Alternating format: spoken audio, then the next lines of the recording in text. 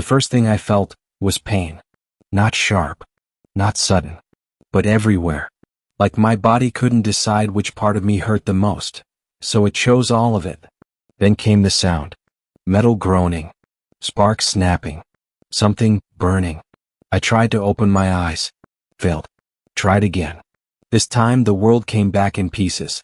Flashes of red emergency lights. A cracked console. Smoke drifting like ghosts through the cabin. And then, her voice. "You're earlier than expected." I didn't understand what she meant. Not then. Not even close. Because at that moment I was too busy trying to figure out two things. Where I was, and why I was still alive. My name is Elias Varn. Pilot. Scout Class Reconnaissance Division. Or at least, I was before my ship decided to tear itself apart somewhere at the edge of known space. The mission had been simple. Routine even. Investigate an anomaly. Return with data. But the moment I dropped out of FTL, everything went wrong. The crash. The anomaly wasn't a signal. It wasn't a distortion. It was absence. A void where something should have been. Stars bent around it. Sensors refused to lock onto it.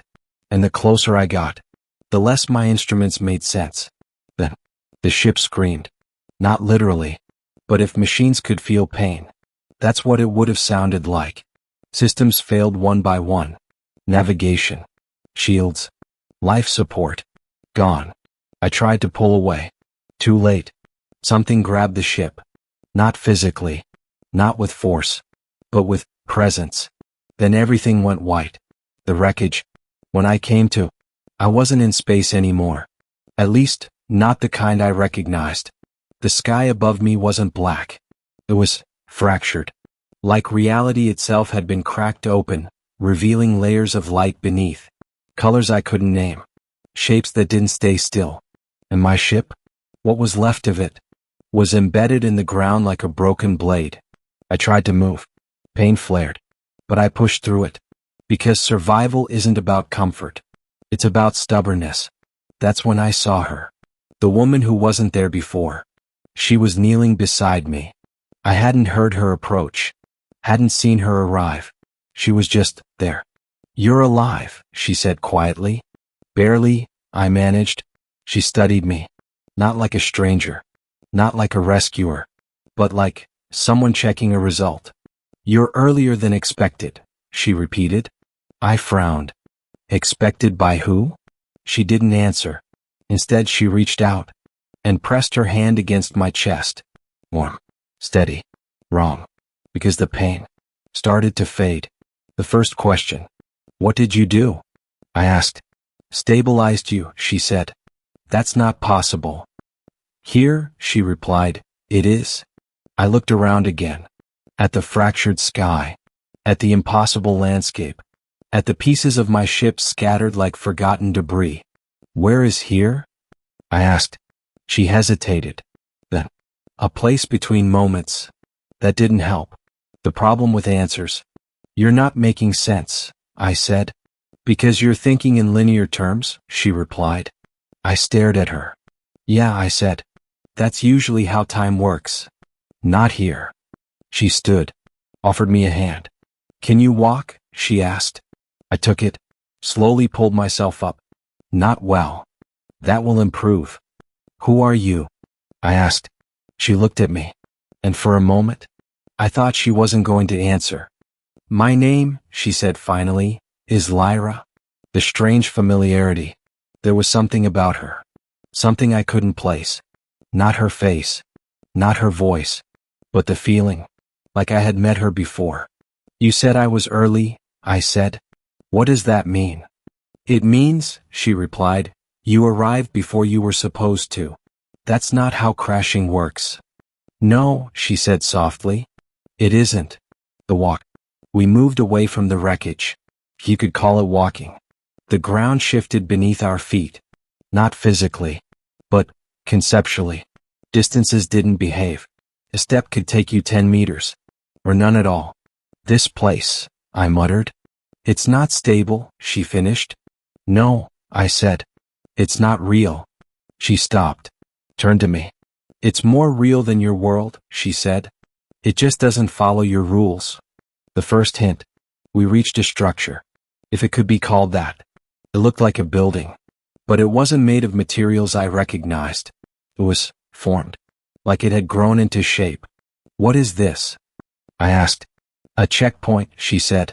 For what? She looked at me, and this time, there was no hesitation. For you. Middle, the truth unfolds. Inside, everything changed. The moment I stepped through the threshold, the world snapped into focus. The sky stabilized. The ground solidified. And for the first time since the crash, I felt normal. What did you do? I asked. Nothing, she said. This place did. I turned slowly, taking it all in.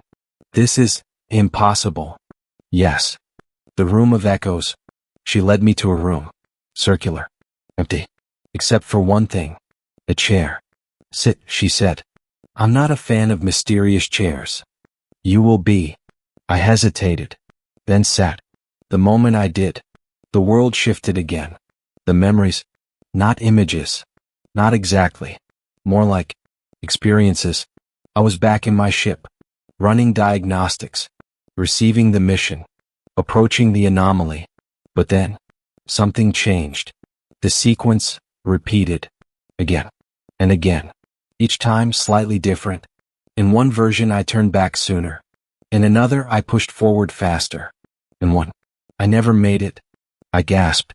The vision stopped. What was that? I demanded. Your timelines, she said. My what? All the versions of you, she explained, that reached this point. The impossible truth. That's not possible, I said. It is here. I stood up, backing away. No, I said. No, that's Elias, she said gently. You have been here before. The realization. The words hit me harder than the crash. What? You just don't remember. Why I was early.